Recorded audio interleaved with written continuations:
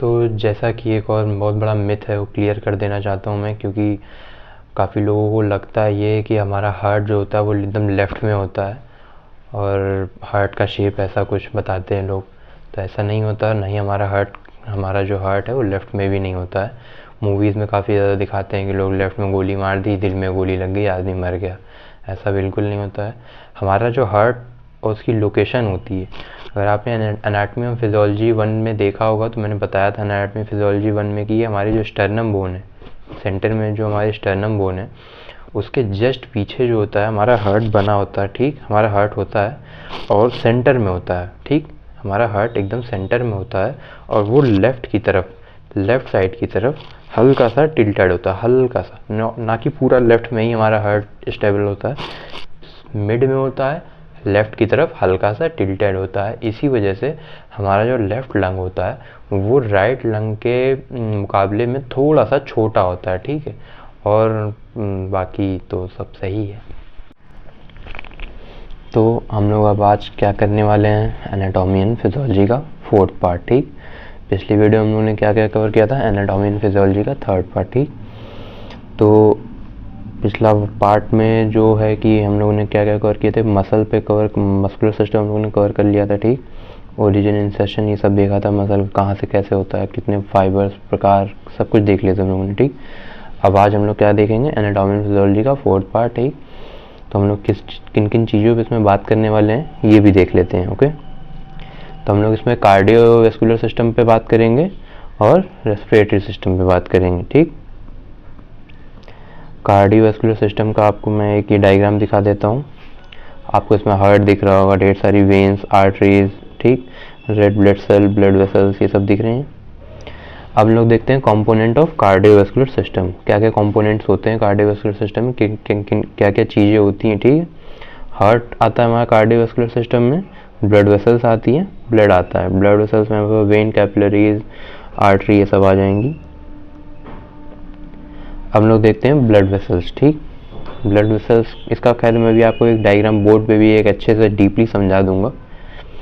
ठीक, तो होता क्या है कि हमारे लंग से ब्लड निकलता है, ऑक्सीजनेटेड ब्लड होते हुए हमारे हार्ट में आएगा, हार्ट से फिर होते हुए हमारी पूरी बॉडी में पहुंचता है। ठीक, फिर हमारा और डीऑक्सीजनेटेड ब्लड हमारे फिर हार्ट में आता है, फिर हमारे लंग्स में जाता है। इसी प्रकार ये सर्कुलेशन चलता रहता है। ओके, आपको ये बड़ी वाली ये राइट साइड में जो पिक्चर दिख रही है उसमें एक रेड कलर की बड़ी सी एक ब्लड वेसल दिख रही होगी, उसको हम लोग कहते हैं एओर्टा। ठीक है, एओर्टा से बगल में छोटी सी होती है वो आर्टरीज होती हैं।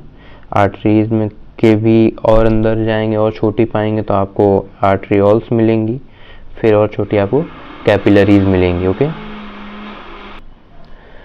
तो अब हम लोग देखते हैं कि ये वेना कावा क्या होता है। ये ब्लू वाला जो है वेना कावा है। ठीक है, वेना कावा के अंदर फिर अगर आप और अंदर डीप में जाएंगे तो आपको वेन्यूल्स मिलेगा, फिर आपको कैपिलरीज मिल जाएंगी। ठीक, वेन्स, वेना, वेन्यूल्स और कैपिलरीज। जो वेना कावा होती है ना, ये हार्ट से हमारे दूर जाती है। सपोज मेरा हार्ट है ना, तो इससे जितना दूर जाएगी, जितनी भी दूर जा रही है ना, वो सब मेरी वेना कावा होंगी, और जो मेरे हार्ट की तरफ आती है ना, वो होती है हमारी एओर्टा।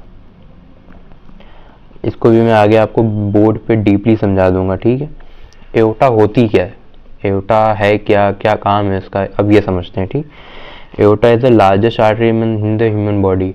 ह्यूमन बॉडी की सबसे बड़ी आर्टरी जो होती है ना, वो होती है हमारी एओर्टा। ठीक, it carries blood away from the heart to the body, to the rest of the body. ठीक, ये हमारे बॉडी से ले करके सारा ब्लड हमारे हार्ट की तरफ लाती है। ठीक, बॉडी से सारा ब्लड कलेक्ट करती है हमारे। ठीक, इसी के थ्रू हमारा सारा ब्लड फ्लो होता है और हमारे हार्ट में आता है। ओके, आर्टरीज क्या होती हैं, एओर्टा से और छोटी होती हैं, एओर्टा का पार्ट होती हैं आर्टरी। ठीक, arteries are the blood vessels that generally carry oxygenated blood.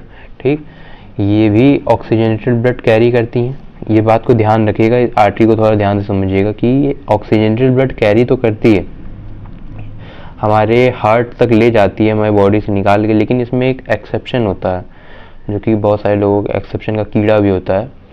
वो ये होता है कि क्या सारी आर्टरीज ऑक्सीजनेटेड ब्लड ही कैरी करती हैं, तो नहीं, इसमें एक एक्सेप्शन ये है कि एक पल्मोनरी आर्टरी होती है आपको मैं पॉइंट करके दिखा देता हूँ,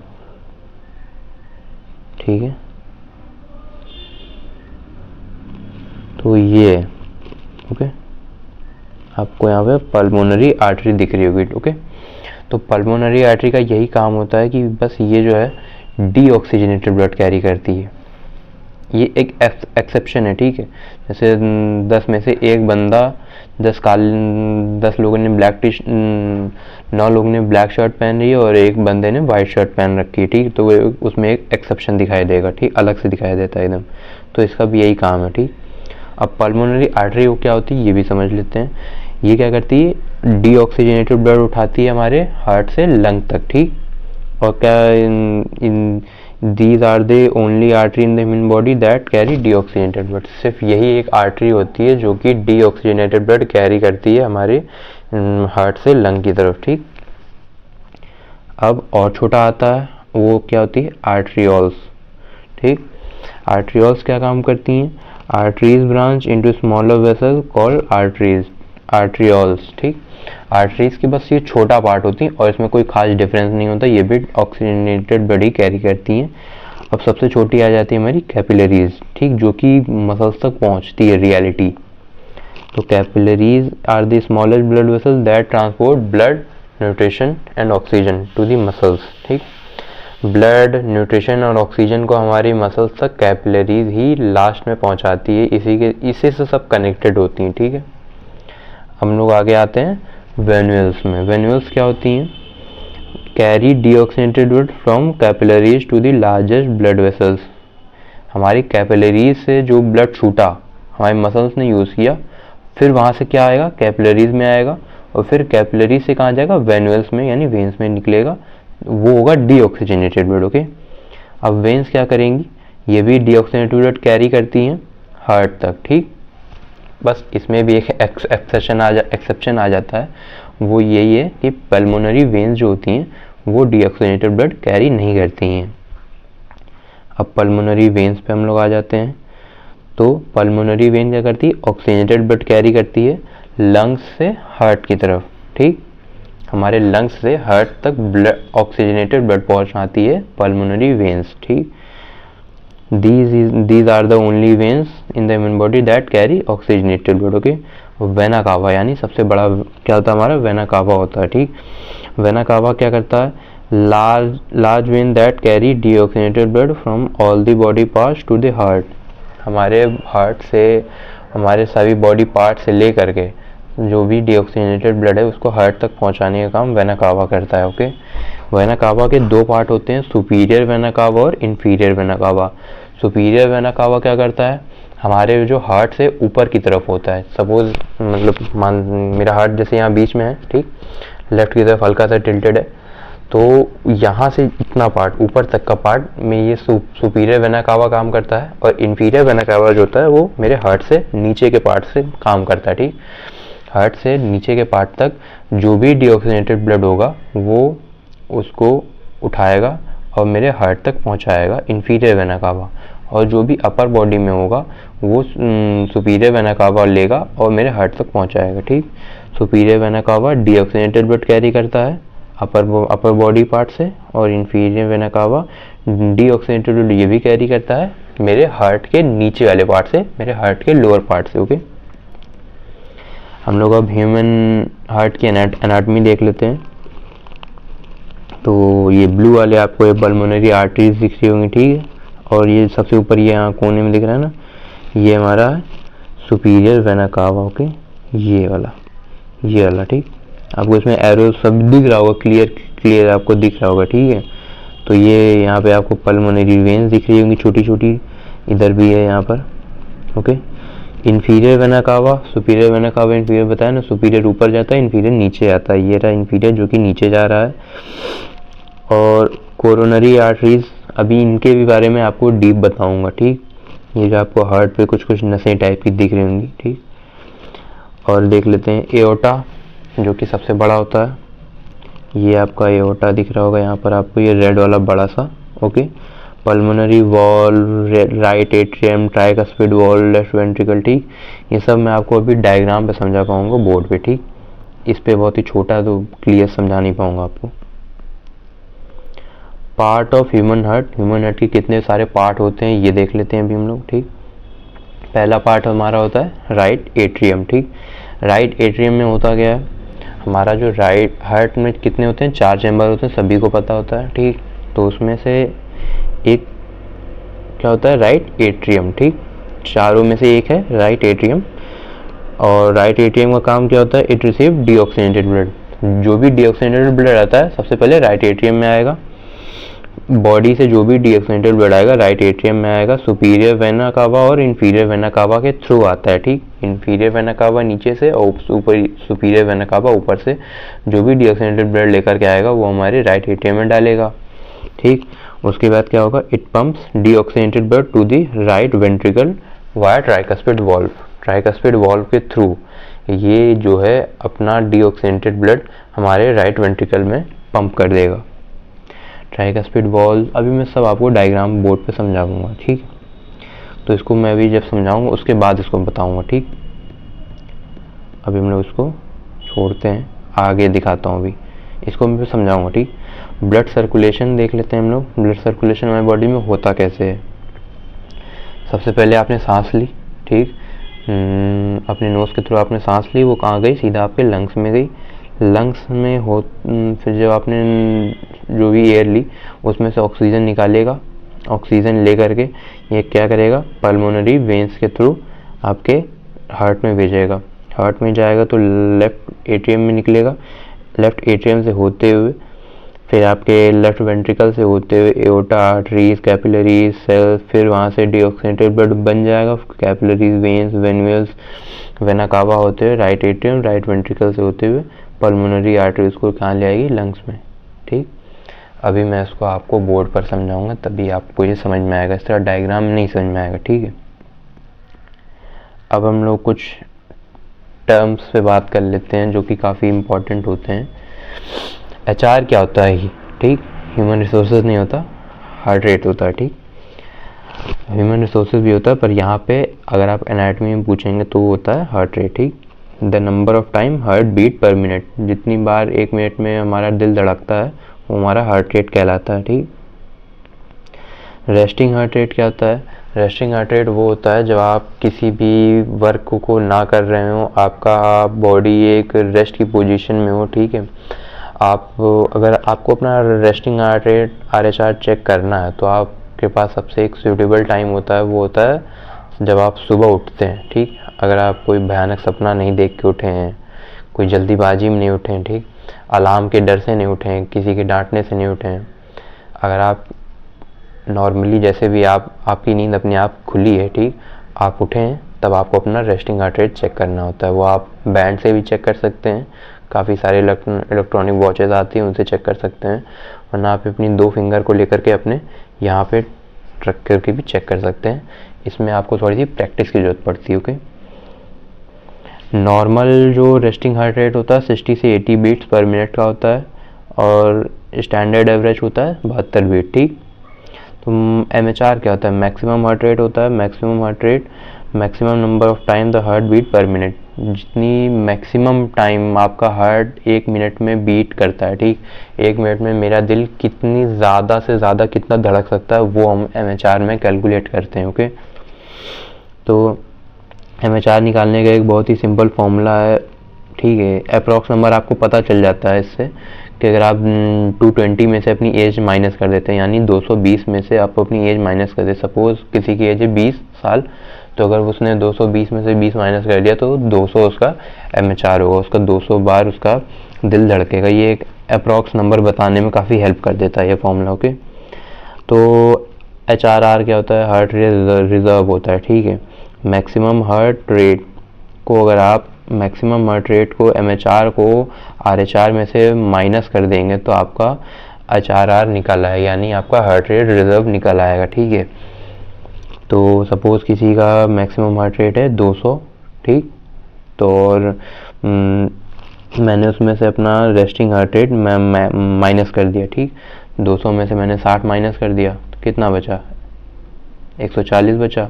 ठीक, तो 140 जो होगा वो मेरा हार्ट रेट रिजर्व होगा, ठीक, यानी इतना मेरा हार्ट रेट रिजर्व है 140 बीट पर मिनट, ठीक।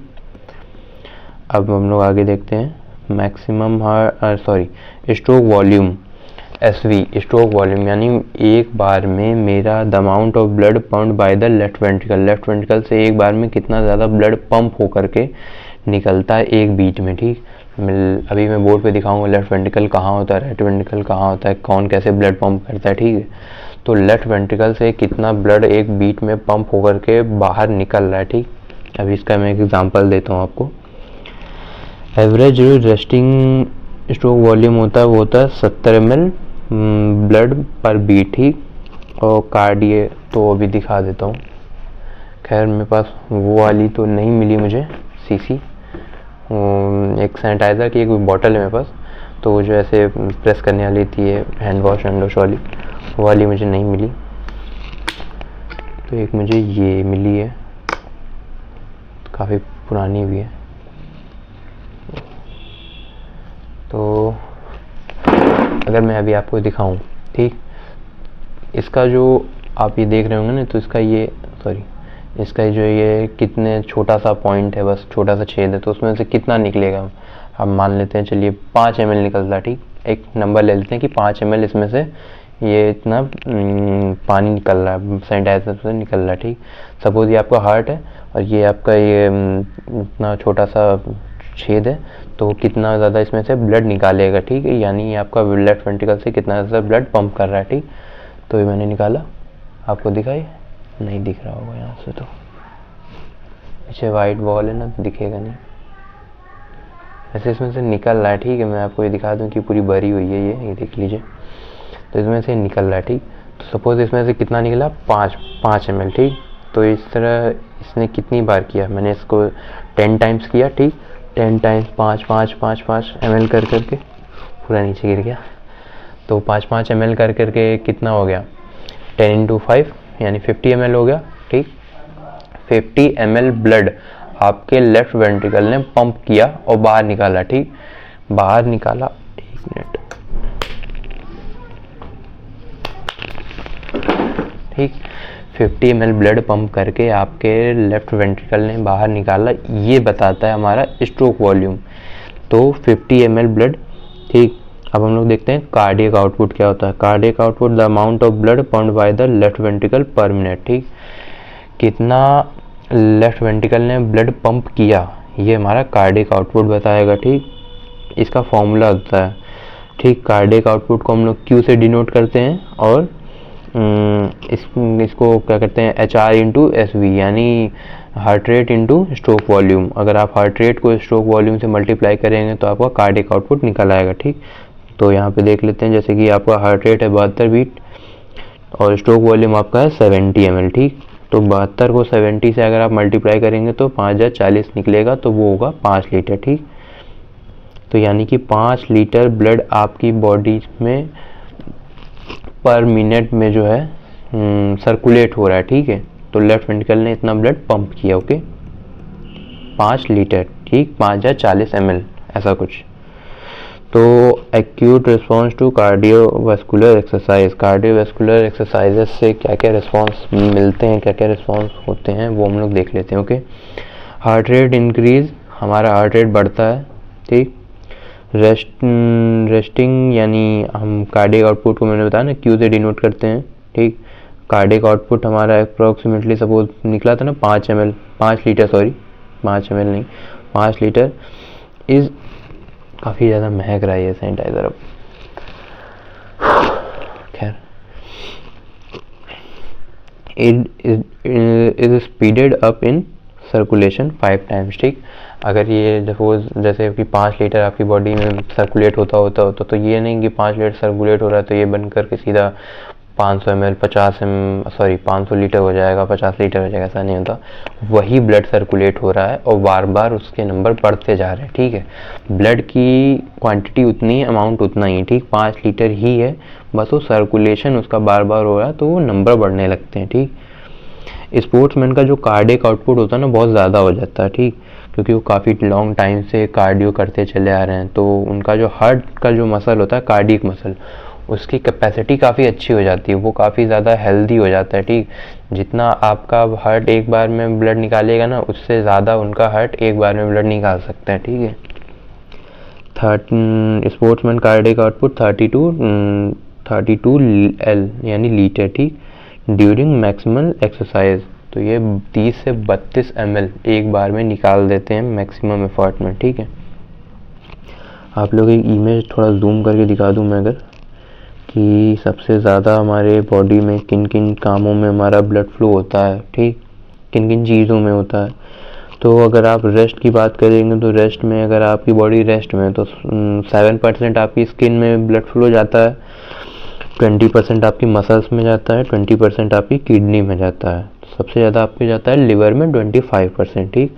फिर आपके हार्ट में 5% जाता है, 18% ब्रेन में जाता है, 5% बोन में जाता है। यही अगर आप किसी एक्सरसाइज के दौरान, सपोज मैं कोई रनिंग कर रहा हूँ, कोई टेनिस खेल रहा हूँ, ठीक, कोई स्पोर्ट्स खेल रहा हूँ, क्रिकेट, फुटबॉल, ठीक, स्विमिंग कर रहा हूँ, जिम जा रहा हूँ, कोई वेट ट्रेनिंग कर रहा हूँ, ठीक, कोई भी एक्सरसाइज कर रहा हूँ, तो उसमें मेरा ब्लड फ्लो किन किन जगहों पे कितना कितना परसेंट होगा वो देख लेते हैं, ठीक।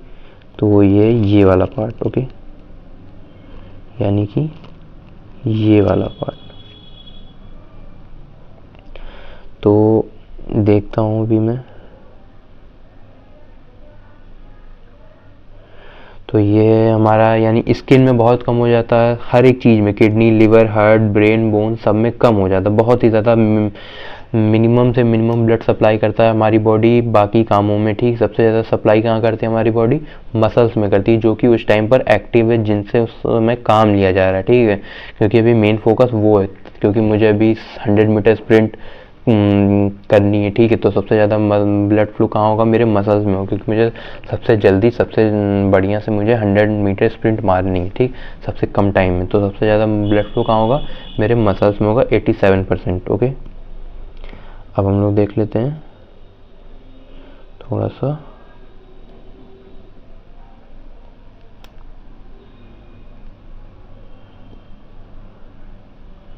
ये, चलिए अब हम लोग आगे बढ़ते हैं, ठीक।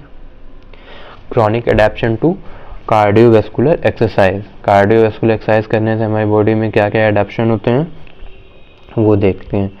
हमारा better contractility of the myocardium, ठीक। मायोकार्डियम क्या होता है ये भी बोर्ड पे समझाऊंगा मैं, ठीक। हमारा मायोकार्डियम जो होता है वो काफ़ी अच्छे से कॉन्ट्रैक्ट हो जाता है। इंक्रीज स्ट्रोक वॉल्यूम, हमारा स्ट्रोक वॉल्यूम बढ़ता है।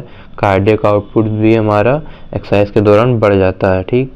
हमारा रेस्टिंग हार्ट रेट घटने लगता है, ठीक। रेस्टिंग हार्ट रेट सपोज मेरा अभी 780 जा रहा है, फिर रेस्टिंग हार्ट रेट तो वैसे बहुत ही कम होता है, सपोज मान लेते किसी मेरा होगा 50, तो मेरा घट जाएगा धीरे धीरे धीरे धीरे, तो हो जाएगा 20, 30, ऐसे कुछ हो जाएगा, ठीक है।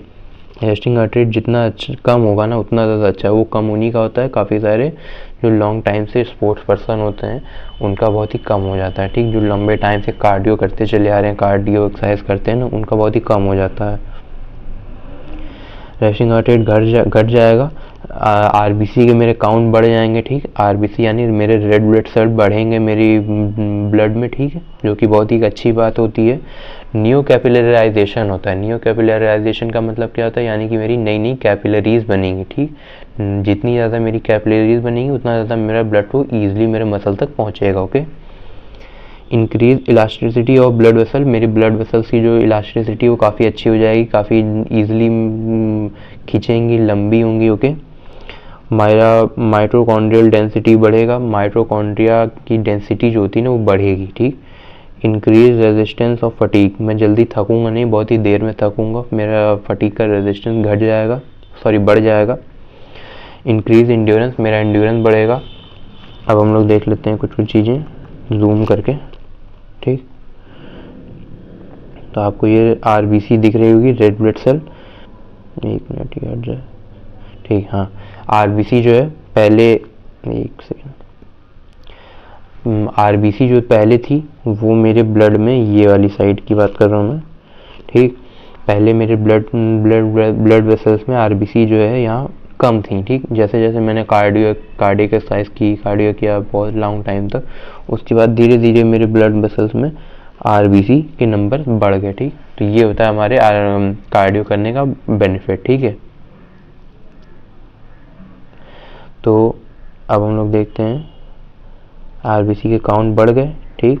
अब हम लोग देखते हैं कैपिलराइजेशन, थोड़ा सा कम। आपको ये जो लेफ्ट साइड में ये वाली इमेज दिख रही होगी, इस इमेज की मैं बात कर रहा हूँ, ओके, इस इमेज की बात कर रहा हूँ।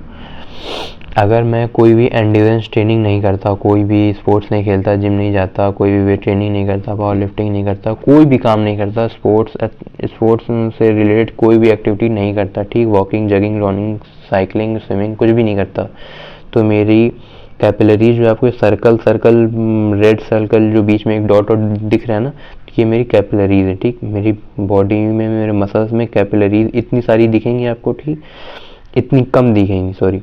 और फिर जैसे आप एक्सरसाइज करने लगेंगे, एंड्योरेंस ट्रेनिंग करेंगे, रनिंग, स्पोर्ट्स कुछ भी खेलेंगे, स्पोर्ट्स से रिलेटेड कोई भी काम करेंगे, ठीक, तो फिर क्या होगा कि आपकी मसल्स में, एक सेकेंड, आपके मसल्स में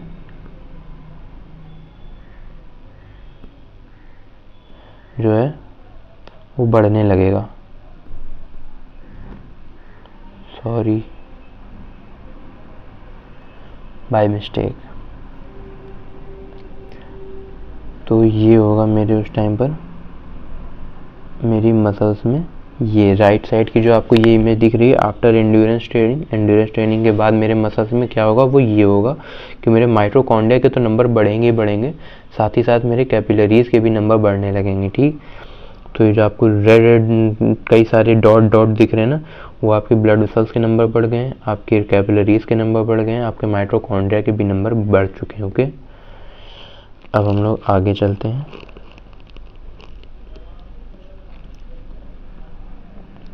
हम लोग देखते हैं कि अपना रेस्पिरेटरी सिस्टम, यानी जैसे हम लोग सांस लेते हैं, जिससे हम लोग ऑक्सीजन लेते हैं, ठीक, जिससे हमारा ब्रीदिंग सिस्टम जैसे चलता है, वो देखते हैं क्या होता है, कैसे होता है, क्या क्या चीज़ें होती हैं हमारे रेस्पिरेटरी सिस्टम में, ठीक। तो ये आपको राइट साइड में जो है आपको ये रेस्पिरेटरी आपको ऑर्गन दिख रहा हो, सॉरी लेफ्ट साइड में आपको ये रेस्पिरेटरी ऑर्गन दिख रहा है, ठीक, और ये राइट साइड में आपको रेस्पिरेटरी मसल्स दिख रहे होंगे, ये रिब केज के साथ, ठीक। अब हम लोग आगे चलते हैं, अपर एंड लोअर रेस्पिरेटरी सिस्टम पे बात करते हैं। अपर और लोअर रेस्पिरेटरी सिस्टम होता क्या, ठीक, ऐसा नहीं कि अपर यहाँ आपकी वेस्ट से है और लोअर आपके नीचे का पार्ट है, ठीक है, लेग वेग लेकर के थाई वाई, वो नहीं। अपर लोअर हमारे यहाँ नोज से हमारे रेस्पिरेटरी सिस्टम में स्टार्ट होता है, हमारे लंग्स तक ख़त्म होता है, ठीक। थोड़ा जूम करके दिखा दूँ अगर तो ये, ठीक, हमारे नोज से हमारा रेस्पिरेटरी सिस्टम में स्टार्ट होता है, यानी हम नाक से सांस लेते हैं, ठीक। हम लोग मुंह से भी कुछ लोग लेते हैं, जो कि ओरल कैविटी होता है। फिर बीच में हमको हमारा यहाँ पे नाक के पीछे थोड़ा नीचे में फेरेक्स मिलता है, फिर और नीचे आएंगे तो आपको अपर लैरिक्स मिलेगा, ठीक। और थोड़ा सा डीप आते हैं अब हम लोग अपर लैरिक्स से नीचे उतर रहे हैं, ठीक। तो अपर लैरिक्स से अगर आप नीचे उतरेंगे तो आपको लोअर लैरिक्स मिलेगा। राइट साइड की इमेज पे ध्यान दीजिएगा, सबसे ऊपर आपको यहाँ पे, एक सेकेंड दिखा दूँ, ये आपको लोअर लैरिक्स दिखेगा, ठीक। लोअर लैरिक्स के नीचे आपको ट्रैकिया दिखेगा, ठीक। ट्रैकिया यानी कि ये विंड पाइप की बात कर रहा हूँ मैं, ठीक। विंड पाइप होती है और एक आपकी जो होती है फूड पाइप होती है, वो आपके खाने और पानी को आपके पेट में पहुँचाती है, और ये विंड पाइप है जो कि आपके ऑक्सीजन को आपके लंग्स तक पहुँचाएगी, वो होती है ट्रैकिया, ठीक। ट्रैकिया के नीचे अगर आप आएंगे तो ट्रैकिया लास्ट में एकदम नीचे आकर के दो पार्ट में डिवाइड होती है, एक राइट लंग्स में जाती है और एक लेफ्ट लंग में जाती है, ठीक है। तो वो हो जाती है फिर ब्रोंकस और ब्रोंकियाई, ठीक। राइट और लेफ्ट जब वो डिवाइड हो जाएगी तो ब्रोंकस और ब्रोंकियाई कहलाएगी, ठीक। ब्रोंकस के अगर आप अंदर जाएंगे या फिर ब्रोंकियाई के अंदर जाएंगे, वो सिर्फ नाम है, ठीक, ब्रोंकस ब्रोंकियाई लेफ्ट और राइट का, ठीक। उसके जब अंदर जाएंगे तो आपको ये जूम और कर देता हूँ मैं, ये आपको ये यहाँ पर ये ब्रोंकस दिख रही होगी, ठीक। और धीरे धीरे आप नीचे आएंगे तो पतली होते होते फिर ये और अंदर नसों टाइप की एकदम ढेर सारी जाल की तरह फैली सी पेड़ की जड़ों की तरह, ठीक है। तो जो भी आपको जड़ें दिख रही है ना, अभी ये क्या होगा, ये आगे दिखाता हूँ अभी, ठीक। ब्रोंकस ब्रोंकियाई आपने देख लिया। ब्रोंकस, ब्रोंकियाई 2 डिवाइड होंगी। फिर उसके अंदर आपका आएगा ये, एक सेकेंड थोड़ा सा साइड में आते हैं, एल्वियोलाई। ठीक, एल्वियोलाई क्या होता है, एल्वियोलाई और ब्रोंकियोल। ठीक, ब्रोंकियोल, ये आपको एक ये जो इमेज दिख रही है, ये वाली, कहाँ गया यार, ये वाली इमेज जो कि एक सर्कल में है बड़ी सी, ठीक है, ये वाली इमेज। ओके, तो इस इमेज की मैं बात कर रहा हूँ। इस इमेज में क्या होगा कि जो आपकी जो ब्रोंकस और ब्रोंकियाई हैं, जब अंदर जा कर के डिवाइड हो रही हैं तो और छोटे छोटे जो पार्ट्स में बट रही हैं ना, तो ये जो आपको लाइन आधी दिख रही है ना, ये होती है ब्रोंकियोल। ठीक, फिर जो आपको ये ग्रेप्स जैसे कुछ कुछ गुच्छे दिख रहे हैं ना, इनको कहते हैं एल्वियोलाई। एल्वियोलाई के ही थ्रू आपका ऑक्सीजन आपके ब्लड में पहुंचता है। एट दी लास्ट अगर आपके पास कुछ है तो वह आपका एल्वियोलाई। ठीक, एल्वियोलाई ही आपकी बॉडी में ब्लड सप्लाई करेगा एट दी लास्ट में। ठीक, सॉरी, ऑक्सीजन सप्लाई करेगा आपके ब्लड के अंदर। आपके ब्लड के अंदर जो भी ऑक्सीजन जाएगा वो एल्वियोलाई के ही थ्रू घुसेगा उसमें। ठीक, एल्वियोलाई ही आपके ब्लड में ऑक्सीजन को सप्लाई करता है। और नीचे अगर आप आएंगे तो आपको मिलेगा इंटरकॉस्टल मसल, यानी आपके लंग्स के साइड कॉर्नर में होती हैं ये। सबसे नीचे आता है हमारा डायफ्राम। ठीक, आपने कई बार प्रेग्नेंट लेडीज़ के ऑपरेशन में भी सुना होगा कि डॉक्टर्स कहते हैं अपना डायफ्राम को पुश करो। ठीक, डायफ्राम को पुश करने का उनका मतलब क्या होता है, डायफ्राम को पुश करने से क्या होता है कि हमारा जो डायफ्राम होता है जब वो पचकता है, फूलता है, तभी हम, जब वो सिकुड़ता है और बड़ा होता है तभी हम सांस ले पाते हैं। ठीक, अभी डायफ्राम का एक बहुत बड़ा रोल आता है हमारे एक्सरसाइज में भी। ठीक है, जैसे कि हम कोई भी कंपाउंड मूवमेंट कर रहे हैं, डेडलिफ्ट और बेंच प्रेस और स्क्वाट्स कर रहे हैं, ठीक, लेग प्रेसेस कर रहे हैं, ठीक, कोई भी कंपाउंड मूवमेंट कर रहे हैं, शोल्डर प्रेसेस, तो उसमें हमारा डायफ्राम का बहुत बड़ा रोल प्ले होता है, बहुत ही ज़्यादा। ठीक है, और हैवी में तो मत पूछे, बहुत ही ज़्यादा उसका इंपॉर्टेंट रोल होता है हमारे डायफ्राम का। जब आप इनहेल करते हैं, फिर आप अपने डायफ्राम को पुश करके अपने कोर को टाइट करके इंगेज नहीं करते हैं, तब तक आप कोई भी heavy lift, compound movement easily perform नहीं कर सकते हैं। ठीक, आपका वो ख़राब हो जाएगा या तो आप इंजर्ड हो जाएंगे। ओके, अब देखते हैं हम लोग आगे। ये सारे उन्हीं चीज़ों के बारे में डीप है, nasal cavity, oral cavity, pharynx, larynx. ठीक, क्या होते हैं, क्या क्या काम है इन लोगों का। ठीक, नेजल कैविटी आपकी नाक, ओरल कैविटी अभी बताया मैंने, मुंह से सांस लेते हैं कुछ लोग, फेरेक्स हो गया, लैरिक्स हो गया। ओके, ट्रैकिया आपकी वो विंड पाइप, ब्रोंकस, ब्रोंकियाई, ब्रोकियोल, ठीक, एल्वियोलस, एल्वियोली, ठीक, डायफ्राम। अभी इन चीज़ों को मैं आपको बोर्ड पे सिखाऊंगा। अब हम लोग देख लेते हैं कुछ वेंटिलेशन के टर्म, सॉरी किसके, रेस्पिरेटरी फिजियोलॉजी।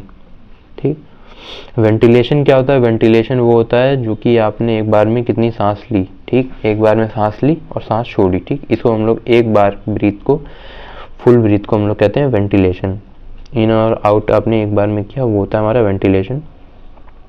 हमारा रेस्पिरेशन का जो रेट होता है, नंबर ऑफ ब्रीथ पर minute, resting respiration rate is approximately 12 से 16 बीट। ठीक, हम लोग 12 से 16 बार हम लोग जो है हमारा दिल धड़कता है और हम लोग सांस लेते हैं 1 मिनट के अंदर। ठीक है, ये होता है हमारा रेस्पिरेशन का रेट। टाइडल वॉल्यूम, टीवी, यानी total volume of air inhale और एक्सहेल इन वन ब्रीथ, कितनी एयर हम लोगों ने इनहेल करी और एक्सहेल करी, ये हमारा टाइडल वॉल्यूम हमें बताएगा। कैसे बताएगा, resting tidal volume is approximately 500 ml, जो हमारा रेस्ट पीरियड में होता है, यानी कि हम कोई एक्टिविटी नहीं कर रहे हैं, रेस्ट में। ठीक है, अभी तो मैं फिलहाल बोल रहा हूँ तो मेरी हार्ट बीट थोड़ी बहुत तेज़ होगी। ठीक है, कोई बंदा जो सिर्फ बैठा होगा, रेस्ट कंडीशन में होगा, उसका जो टाइडल वॉल्यूम होगा ना, वो होगा हमारा 500 ml। माइन्यूट वेंटिलेशन क्या होता है, माइन्यूट वेंटिलेशन में मिनट वेंटिलेशन में होता है ये कि total volume of air inhaled और एक्सहेल इन 1 मिनट। टोटल वॉल्यूम यानी कि हम लोगों ने कितनी एयर एक बार में सांस के अंदर, सांस के दौरान हम लोगों ने ली और छोड़ी, कितनी ली और कितनी छोड़ी, ये हमें मिनट वेंटिलेशन में पता चलता है। रेस्टिंग मिनट वेंटिलेशन वो होता है 6 लीटर पर पर मिनट में आपने 6 लीटर ऑक्सीजन ली और छोड़ी। ओके, अब हम लोग बात करते हैं chronic adaptation of respiratory system. हमारे धीरे धीरे सपोज हमने कार्डियो में रेगुलर हैं, क्या करते जा रहे हैं, तो हमारी बॉडी में क्या क्या प्रभाव पड़ेंगे, क्या क्या हमें बेनिफिट मिलेगा, हम लोग उस पर बात करते हैं। ठीक, रेस्पिरेटरी मसल गेट स्ट्रॉन्गर, हमारे जो भी रेस्पिरेटरी के मसल्स हैं वो स्ट्रॉन्ग हो जाएंगे, हमारे लंग्स, डायफ्राम, हमारा एल्वियोलाई, ब्रोंकल, ब्रोंकिया सभी स्ट्रॉन्ग होने लगेगा धीरे धीरे। ठीक, हम ज़्यादा देर तक सांस रोक सकते हैं, ज़्यादा देर तक बिना सांस लिए रह सकते हैं। ठीक है, ज़्यादा देर का मतलब आधा घंटा 2 घंटा नहीं। ठीक, कुछ कुछ मिनट तक आप सांस रोकने की आपकी कैपेसिटी बढ़ने लगेगी। ठीक है, increasing lungs volume and capacity of breath air. ठीक, आपके लंग्स की जो वॉल्यूम होगी धीरे धीरे बढ़ेंगे वो। ठीक है, और जो कि उनकी कैपेसिटी होगी, ब्रीदिंग कैपेसिटी, वो भी बढ़ जाएगी। ठीक, आप एक बार में ज़्यादा एयर कंज्यूम कर सकते हैं। Improve blood flow and loss of lungs, आपका जो ब्लड फ्लो बढ़ जाएगा। अगर आपने कार्डियो लॉन्ग टाइम तक किया, आपके ब्लड सर्कुलेशन बढ़ने लगेगा। ठीक है, आपका लॉस, लंग्स का जो लूप्स होता है ना वो बढ़ जाएगा, आपके लंग्स का साइज बढ़ने लगेगा। ठीक, और क्या होगा, इम्प्रूव यूटिलाइजेशन ऑफ एल्वियोलाई, आप एल्वियोलाई को बहुत ही ज़्यादा अच्छे से यूटिलाइज कर पाएंगे। ठीक है, एल्वियोलाई मैंने बताया अभी कि ऑक्सीजन को आपके ब्लड के अंदर यही सप्लाई करता है। ठीक है, एट दी एंड जो भी आप उससे सांस लिए, ब्रोंकल, ब्रोंकियाई होते हुए आपके लंग्स में होते हुए ट्रांसफ़र हुआ, एट दी लास्ट क्या आता है, आपका एल्वियोलाई ही बचता है, जो कि सबसे आखिरी होता है। ठीक, एल्वियोलाई ही आपके ब्लड में जो है ऑक्सीजन को सप्लाई करेगा। ठीक, इंक्रीज इन गैसियस एक्सचेंज, ठीक, आपकी गैसियस एक्सचेंज काफ़ी ज़्यादा बढ़ जाएगी। इम्प्रूव रिकवरी फ्रॉम एक्सरसाइज, आपकी एक्सरसाइज में जो भी रिकवरी है वो काफ़ी ज़्यादा फास्ट हो जाती है अगर आप लॉन्ग टाइम तक कार्डियो वार्डियो करते हैं। ठीक है, सपोज़ मैं आप आज कोई एक्सरसाइज करके आया हूँ और मैं कार्डियो नहीं कर रहा हूँ ज़रा भी काफ़ी लॉन्ग टाइम से। ठीक है, तो मेरी रिकवरी जो होती है बहुत स्लो हो जाती है। ठीक, मैं कोई भी एक्सरसाइज करके आया, कोई सी भी मसल को मैं टारगेट करके आया, अगर मैं कार्डियो भी साथ में कर रहा हूँ तो मेरा जो क्या कहते हैं उसको, रिकवरी रेट जो है काफ़ी मेरा फास्ट हो जाता है कार्डियो करने से। ठीक है, अब कुछ टेक्निकल टर्म्स हैं, इनको थोड़ा ध्यान से समझिएगा।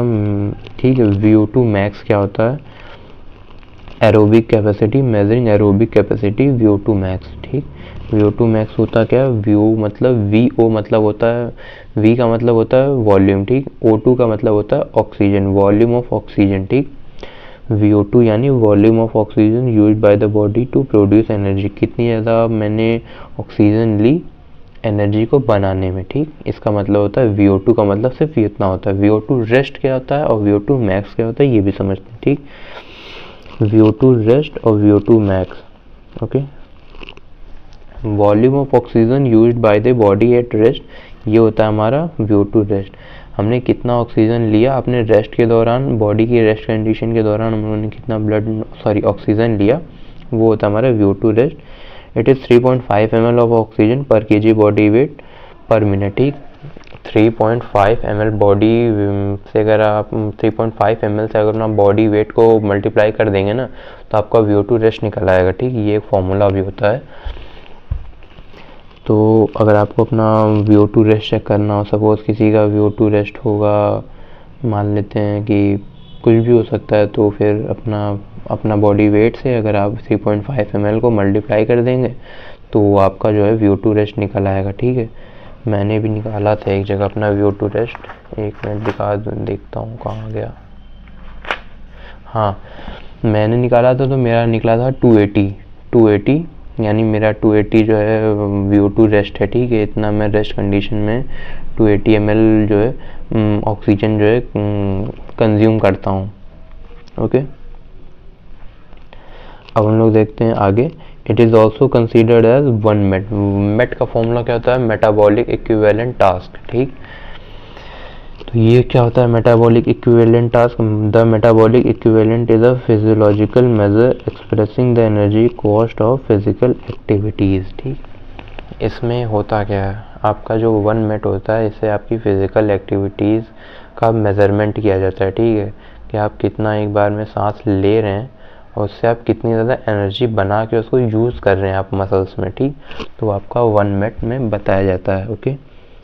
VO2 max क्या होता है? VO2 max, it is a maximum volume of oxygen which the body can use at maximum effort. आपकी बॉडी ने कितनी ज़्यादा ऑक्सीजन ली, ठीक, कितनी ज़्यादा ली, ठीक, कितनी ज़्यादा ली और उसका कितना ज़्यादा यूज़ किया, ठीक। VO2 max तभी निकलता है जब आप एक उसमें होंगे, सपोज आप किसी एक्सरसाइज में होंगे, ठीक। आप कोई हैवीएस्ट वेट लिफ्ट करने जा रहे हैं, कोई हैवीएस्ट डेडलिफ्ट अपना PR हिट करने जा रहे हैं, ठीक। स्क्वाट्स में अपना PR हिट कर रहे हैं, डेडलिफ्ट में कर रहे हैं, बेंच प्रेस में कर रहे हैं, किसी भी चीज़ में अपना आप PR हिट करने जा रहे हैं, या फिर आप कोई स्प्रिंट मारने जा रहे हैं, ठीक। कोई ऐसा चीज़ जो कि एक बार में ख़त्म होगी, ठीक। मैं किसी पर्टिकुलर स्पोर्ट्स की बात नहीं करूँगा, क्योंकि जैसे आप फुटबॉल की बात करेंगे, फुटबॉल में आप कंटिन्यूअस दौड़ते नहीं रहते हैं, आपके पास जितनी देर बॉल रहेगी आप दौड़ेंगे, अपने प्लेयर के मैन के साथ दौड़ेंगे, ठीक।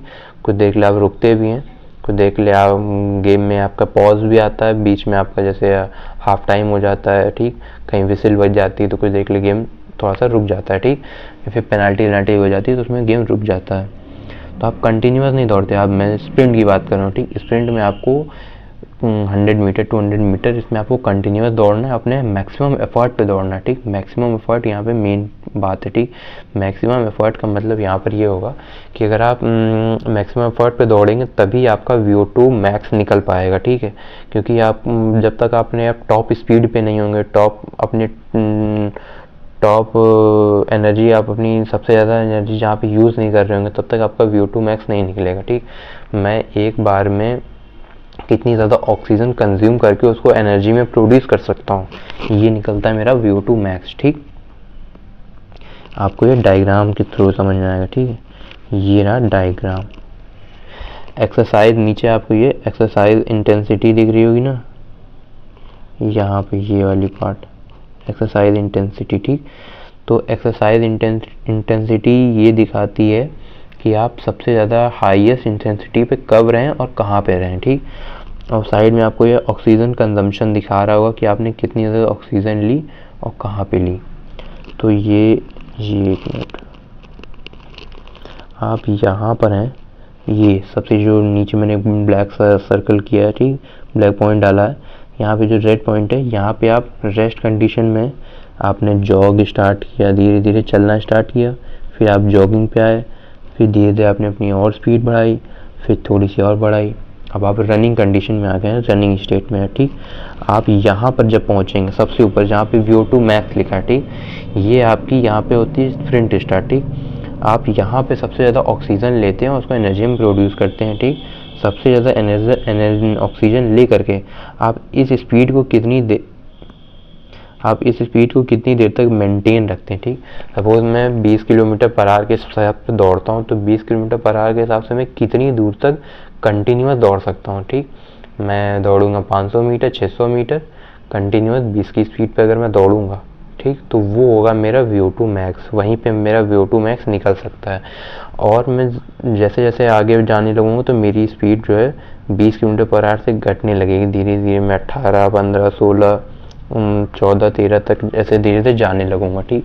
मेरी स्पीड कम हो जाएगी। आप किसी भी स्प्रिंटर को देख लीजिए, कोई भी बहुत देर तक अपना जो है स्पीड मेंटेन नहीं रख सकता, क्योंकि ये ऐसे स्पोर्ट्स होते हैं क्योंकि आप इसमें अपना सिर्फ 100% देते हैं, ठीक। एक बार में आपके अंदर जितनी भी एनर्जी वो आप एक पर्टिकुलर डिस्टेंस को तय करने में लगा देते हैं, ठीक है। स्विमर्स जो हैं काफ़ी देर तक स्विम कर सकते हैं, काफ़ी देर तक कर सकते हैं, ठीक, लेकिन उन्हें with in the time period के अंदर वो अपनी डिस्टेंस कवर करनी होती है, ठीक है। कि मुझे सबसे फर्स्ट आना है तो मुझे एक बार में सबसे जल्दी जा कर के उस पॉइंट तक पहुंचना होता है, ठीक। तो वो उतनी एनर्जी उतनी स्पीड के साथ कंटिन्यूअस स्विम नहीं कर सकते, ठीक, तो थक जाएंगे। अब हम लोग देखते हैं factor of affecting VO2 max, ठीक। आपको नीचे डायग्राम भी दिख रहा होगा, पहला डायग्राम ये है, ये वाला, ये पहला कहाँ गया यार, शिट यार, हाँ आजा,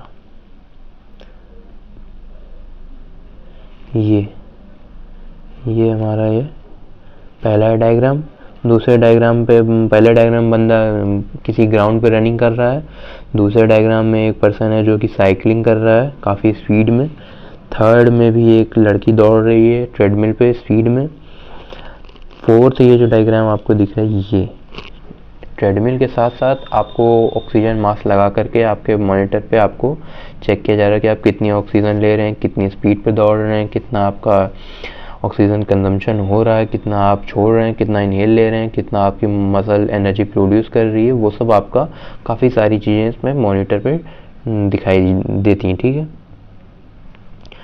अब हम लोग देखते हैं क्या होता है फैक्टर, इसके क्या क्या फैक्टर्स हैं। Chronic adaptation to the cardiovascular system by doing cardio exercise. ठीक, अगर आप कार्डियो एक्सरसाइज करते हैं तो आपके बॉडी में काफ़ी सारे क्रॉनिक अडेप्टेशन होते हैं जो कि मैंने अभी आपको ऊपर दिखा दिए थे। ठीक, और क्या होता है chronic adaptation to respiratory system में भी काफ़ी सारे अडेप्टेशन होते हैं जो कि मैंने अभी दोनों ही ऊपर दिखाए हैं आपको क्या क्या होता है आपके अगर आप कार्डियो लॉन्ग टाइम तक करते हैं। ठीक है, तो कार्डियो करना बहुत ही ज़्यादा बेनिफिशियल चीज़ होती है। अगर आप इसको लॉन्ग टाइम तक करते हैं तो आपके हार्ट्स एंड लंग्स, आपकी टोटल रेस्पिरेटरी सिस्टम आपकी अच्छी हो जाती है, आपकी कार्डियोवैस्कुलर हेल्थ भी अच्छी हो जाती है, कार्डियो रेस्पिरेटरी हेल्थ भी आपकी दोनों ही हेल्थ अच्छी हो जाती है। कार्डियोवैस्कुलर यानी आपका हार्ट अच्छा हो जाएगा, कार्डियो रेस्पिरेटरी यानी आपके लंग्स अच्छे हो जाएंगे। ठीक है, तो अगर आपको ये वीडियोस मेरी पसंद आ रही हैं ना तो आप इन्हें अपने फ्रेंड्स के साथ, रिलेटिव्स के साथ शेयर कीजिए, क्योंकि आपको बहुत ही ज़्यादा ईज़िली एक आपको अपने बॉडी को पहचानने में, जानने में, अपनी बॉडी टर्म्स को जानने में, क्या होता है, कैसे होता है, आप कौन सी एक्सरसाइज करेंगे, क्या क्या चीज़ें हैं बॉडी से रिलेटेड, वो जानने में आपको बहुत ही ज़्यादा हेल्प मिलेगी। ठीक, आप बहुत ही ज़्यादा ईजिली अपनी बॉडी को जान सकते हैं, पहचान सकते हैं। अब मैं दिखाने जा रहा हूँ आपको हार्ट का डायग्राम, कैसे आपका ब्लड सर्कुलेशन होता है ब्लड में। ठीक है, चलिए अब चल के वो देख शुरू करते हैं अपना हार्ट का डायग्राम, कैसे वो काम करता है, कैसे हमारी बॉडी में ऑक्सीजन पहुंचती है। अभी मैंने बोला था कि अभी मैं आपको डायग्राम बोर्ड पर समझा पाऊंगा। ठीक है, उसमें इतना ईजिली नहीं समझा पाता क्योंकि बहुत ही छोटी सी इमेज है, ज़्यादा जूम करूँगा तो बाहर कटने लगेगी, फटने लगेगी, उसमें मैं ज़्यादा लिख भी नहीं पाऊँगा, इसलिए मैंने पूरा सब कुछ यहाँ पे डिटेल में लिख के आपको समझाने की कोशिश कर रहा हूँ। ठीक है, कि हमारी बॉडी में ऑक्सीजन कैसे आती है और हमारे ब्लड में कैसे मिलती है और फिर हमारी बॉडी इसको किस प्रकार से यूज़ करती है, क्या क्या इसमें प्रोसीजर होता है, वो सब मैं आपको समझाने जा रहा हूँ। ठीक है, जैसा कि मैंने अभी आपको बताया था कि ना कि जब हम रेस्पिरेटरी सिस्टम में भी मैंने बताया था कि हम जब नाक से, अपने नोजल से, नाक से सांस लेते हैं, ठीक, तो हमारे फिर वो विंड पाइप के थ्रू हमारे धीरे से ब्रोंकस और ब्रोंकियाई में आती हैं, फिर वो हमारे धीरे धीरे एल्वियोली तक चली जाती हैं। ठीक है, अब देखते हैं जैसे कि मेरे ब्रोंकस और ब्रोंकियाई में आ चुका है, मेरे लंग्स में यानी ऑक्सीजन आ चुकी है। ठीक, अब वो एल्वियोलाई के थ्रू मेरे ब्लड में डिलीवर हो चुकी है। ठीक, ये मेरा काम इतना लंग्स में हो चुका है, ऑक्सीजन मेरे ब्लड में घुस चुकी है, यानी मेरा ब्लड जो है ऑक्सीजनेटेड ब्लड बन चुका है। ठीक, अब ऑक्सीजनेटेड ब्लड क्या होगा, ऑक्सीजनेटेड ब्लड पल्मोनरी वेन्स के थ्रू, यहाँ पे मैं स्टार मार्क किया हूँ, इस चीज़ को बहुत ही ध्यान से देखिएगा। स्टार मार्क मैंने क्यों किया कि मैंने अभी आपको बीच में बता दिया था कि 2 स्टार मार्क मैं 2 जगह किया हूँ। ठीक है, एक पल्मोनरी आर्टरी और एक पल्मोनरी वेन्स, क्योंकि यही दोनों लोगों को काफ़ी ज़्यादा एक्सेप्शन का कीड़ा होता है, ये दोनों एक्सेप्शन के तौर पर हैं। ठीक, वो अभी क्यों है ये बता देता हूँ आगे। लंग्स से होते हुए पल्मोनरी आर्टरी में होते हुए हमारे कहाँ पर आएगा, हार्ट में आएगा। हार्ट के किस चैम्बर में आएगा, 4 चैम्बर हैं, 4 में से लेफ्ट वेंट्रिकल पहला चैम्बर हमारा ये है। ठीक, खैर हार्ट ऐसा दिखता नहीं है, लंग्स ऐसा नहीं दिखता, कोई भी चीज़ ऐसी नहीं दिखती है, कोने में खड़ा आदमी भी ऐसा नहीं दिखता है, पर ड्राइंग इतनी अच्छी नहीं इसलिए मैंने ऐसे ही रफली ड्रॉ करके आपको समझाने की कोशिश कर रहा हूँ। ठीक, और ये लेफ्ट इस साइड नहीं होता क्योंकि इस साइड तो राइट होता है, तो मैं एक इमेज का बता रहा हूँ, क्योंकि जब आप सामने से देखेंगे तो मेरे साइड का लेफ्ट ये है और राइट ये है। ठीक, कभी भी आप कोई भी इमेज देखते हैं तो उसका आप लेफ्ट और राइट एकदम सामने का देखते हैं, वो आपका हमेशा अपोजिट की इमेज होती है। ठीक है, तो मेरे साइड का लेफ्ट ये है, मेरा राइट ये है, तो उस हिसाब से लेफ्ट एट्रियम में जब आपके हार्ट का लेफ्ट, ठीक, हार्ट के लेफ्ट में जब लेफ्ट एट्रियम में आपके ब्लड आएगा, पल्मोनरी वेन्स के थ्रू। पल्मोनरी वेन्स के थ्रू जब आपके लेफ्ट एट्रियम में ब्लड भर जाएगा तो फिर एक चीज़ होती है, वो होती है हमारी बाइकस्पिड वॉल्व, ठीक। ये छोटा सा बाइकस्पिड वॉल्व यहाँ पे मैंने खुला भी रखा है, हर जगह पे मैंने थोड़ा सा गैप दे रखा है, खोल के रखा है ताकि आपको इजीली समझ में आ जाए। बाइकस्पिड वॉल्व क्या होता है? बाइकस्पिड, जैसे आप प्लम्बर आता होगा आपके घर में, सुना होगा भी आपने, वॉल्व देखा भी होगा, छोटा सा होता है, वो पानी को रोक देता है और पानी को जाने देता है, ठीक। उसका यही काम होता है। तो उसी तरह ये भी है, ये खून को अब जब तक इसमें ब्लड भर नहीं जाएगा तब तक ये बाइकस्पिड वॉल्व बंद रहेगा, ठीक। जैसे ही इसमें ब्लड भरता है तुरंत ये बाइकस्पिड वॉल्व खुलेगा। बाइकस्पिड के वॉल्व के थ्रू होते हुए सारा ब्लड कहाँ आ जाएगा? लेफ्ट वेंट्रिकल में आ जाएगा। लेफ्ट वेंट्रिकल में भी एक वॉल्व लगा हुआ है, वो है एओर्टिक वॉल्व, ठीक। AORTIC, एओर्टिक वॉल्व, ठीक। एओर्टिक वॉल्व भी बंद हो जाएगा, बंद रहेगा जब तक इसमें ब्लड नहीं भर जाता। जैसे ही लेफ्ट वेंट्रिकल में ब्लड भरेगा, ठीक, तुरंत बाइकस्पिड वॉल्व बंद हो जाएगा, तुरंत, ठीक। ये खुलता कुछ सेकंड के लिए ताकि तुरंत सारा ब्लड लेफ्ट वेंट्रिकल में जा सके और फिर तुरंत लेफ्ट एट्रियम का वॉल्व जो है बंद हो जाता है, बाइकस्पिड वॉल्व बंद हो जाता है। ताकि क्यों बंद होता है? क्योंकि जो ब्लड है वो वापस से जाना चाहता है, वापस से वो लेफ्ट एट्रियम में जाएगा, ठीक। ताकि वो वापस से लेफ्ट एट्रियम में ना जा सके, इस वजह से बाइकस्पिड वॉल्व तुरंत बंद हो जाता है। सारे वॉल्व जो भी हैं सब बंद हो जाते हैं, ठीक। तुरंत जैसे ही लेफ्ट वेंट्रिकल में ब्लड आएगा बाइकस्पिड वॉल्व बंद हो जाएगा। फिर लेफ्ट वेंट्रिकल से होते हुए एओर्टिक वॉल्व के थ्रू सारा जो ब्लड है वो एओर्टा में जाएगा, ठीक। एओर्टा अभी मैंने बताया था ना, सबसे बड़ी होती है, बिगेस्ट आर्टरी एओर्टा है हमारी, ठीक।